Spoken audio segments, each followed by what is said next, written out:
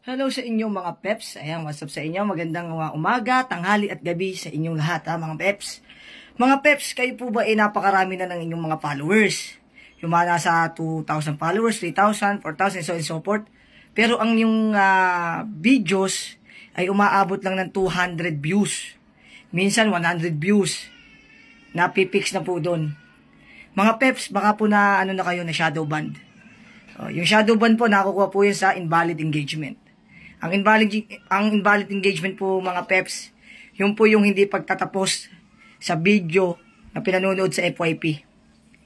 Tapos magko-comment, pupusuan, i-add to favorites, i-share. Ang masakit pa dito, ipa-follow. Ayan.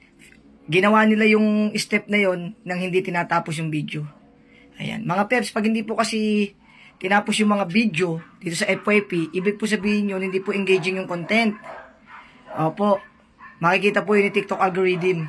Kaya po, babawasan niya yung makakakita dyan sa content mo. Oo. Ano ba dapat pong gawin para po dumami inyong mga viewers? Sundin lang po yung proper engagement.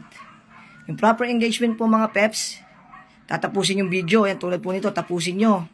Pag natapos nyo na, tsaka po kayo mag-comment, mag-heart, ay follow nyo na rin ako.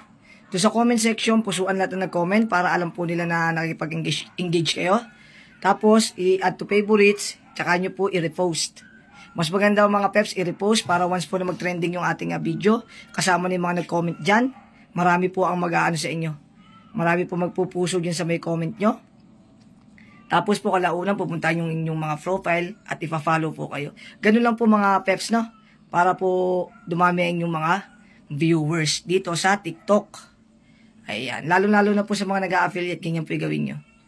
Legit po, mga peps. Legit na legit. Ayan. Thank you very much po, mga peps.